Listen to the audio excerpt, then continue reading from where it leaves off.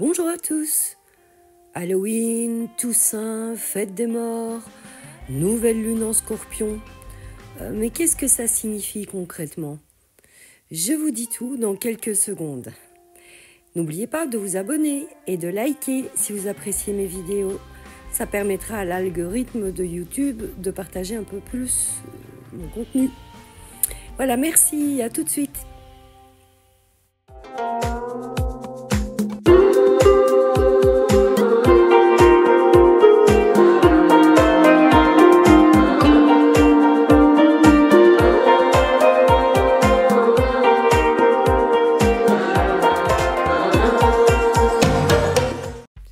La véritable origine d'Halloween remonte aux Celtes.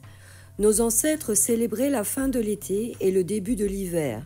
Cette fête était associée à la mort, par ailleurs, dans de nombreuses cultures. Les Celtes pensaient que le voile entre le monde des vivants et des morts était plus fin la nuit du 31 octobre.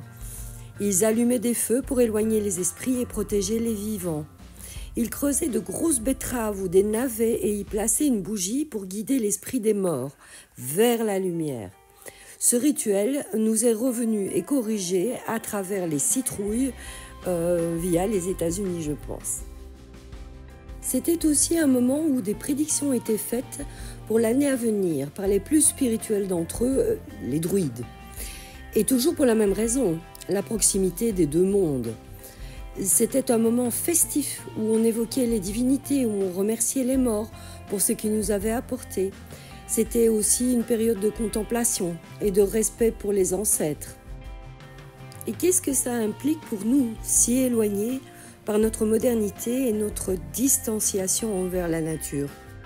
Eh bien, c'est un moment idéal pour réfléchir au cycle de la vie et de la mort. Pas seulement au niveau du corps, mais aussi au niveau des projets, des rêves, des relations.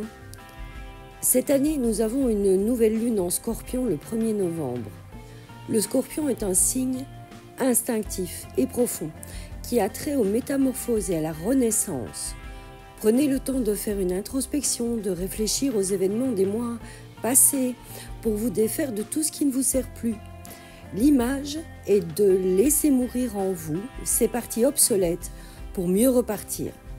C'est aussi le bon moment pour prendre soin de vous, pour faire une pause, pour être délicat envers vous-même. Honorez votre corps, qui est votre véhicule dans cette vie, en prenant, je ne sais pas moi, un bon bain, en vous nourrissant sainement, mais d'aliments gourmands. Moi, je prends toujours un moment pendant ces quelques jours pour remercier mes chers disparus. Je repense à un bon moment passé avec eux, j'ai de la gratitude pour ça. La mort n'est pas une absence, mais une présence discrète, dit-on, car le défunt est toujours dans notre cœur. Parfois, on a perdu un parent, mais il nous a fait le cadeau de la vie. Même si nos relations n'étaient pas au top, il y a toujours cet aspect pour lequel on peut être reconnaissant. Vous pouvez aussi simplement choisir une musique qui vous évoque la personne disparue ou porter un toast à ce qu'elle vous a apporté. Voilà, en conclusion, pas besoin d'en faire des tonnes. Un peu de repos, un moment d'introspection, une pensée de gratitude, c'est déjà pas mal. Être conscient des cycles et de ce qui nous relie tous, c'est aussi très bien. Voilà, à bientôt et reposez-vous bien.